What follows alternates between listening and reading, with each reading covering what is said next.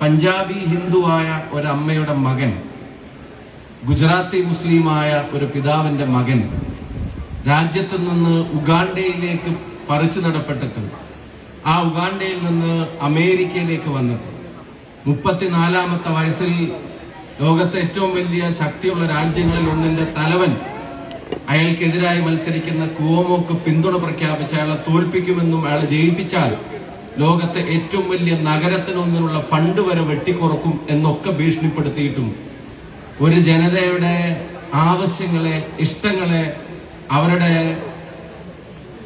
കാഴ്ചപ്പാടുകളെ പോസിറ്റീവായി ഇൻഫ്ലുവൻസ് ചെയ്ത് 34 വയസ്സുള്ള ഇന്ത്യൻ വംശജനായിട്ടുള്ള ഒരാൾ ന്യൂയോർക്ക് നഗരത്തിന്റെ മേയറായി, നിങ്ങൾക്കറിയാം, സൊഹ്റാൻ മംദാനി തെരഞ്ഞെടുക്കപ്പെട്ടതിന്റെ വാർത്തകളാണ് ഇന്ന് നവമാധ്യമങ്ങളിൽ നമ്മളെല്ലാവരും കണ്ടത്, മാധ്യമങ്ങളിൽ നമുക്കെല്ലാവരും ചർച്ചയാക്കി.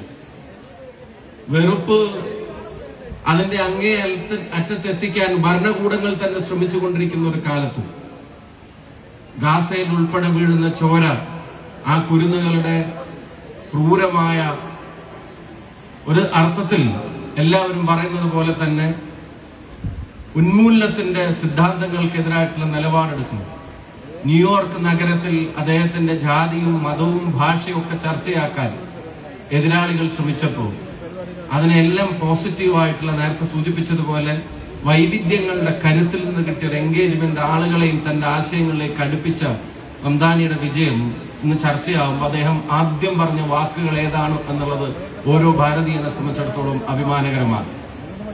അമേരിക്കയുടെ ന്യൂയോർക്ക് എന്ന് പറയുന്ന ഒരു നഗരത്തിന്റെ മേയറായി സംസാരിക്കാൻ എഴുന്നേറ്റപ്പോൾ അദ്ദേഹം കോട്ട് ചെയ്ത ആദ്യത്തെ വാചകങ്ങൾ സൂര്യൻ അസ്തമിക്കാത്ത സാമ്രാജ്യത്തിനോട് പൊരുതി ഇന്ത്യയെ സ്വതന്ത്രമാക്കിയതിന് ശേഷം ഒരു അർദ്ധരാത്രിയിൽ ലോകത്തെ അഭിസംബോധന ചെയ്യുമ്പോൾ പ്രസ് വിത്ത് ഡെസ്റ്റിനി എന്ന സ്പീച്ചിൽ പണ്ഡിറ്റ് ജവഹർലാൽ നെഹ്റു പറഞ്ഞ വാക്കുകളാണ് മംദാനി അദ്ദേഹത്തിന്റെ ആദ്യ പ്രസംഗത്തിൽ കോട്ട് ചെയ്ത് പറഞ്ഞത് എന്നുള്ളത്. വൈവിധ്യങ്ങളാണ് ഈ നാടിന്റെ കരുത്തെന്ന് ഓർമ്മപ്പെടുത്തുന്ന ഒന്നായിരുന്നു. ചരിത്രത്തിൽ അപൂർവമായി പിറന്ന നിമിഷമെന്ന് നെഹ്റുവിനെ കോട്ട് ചെയ്തിട്ട് മംദാനി പറയുന്നത്. നമ്മുടെ ആശയങ്ങൾ അത്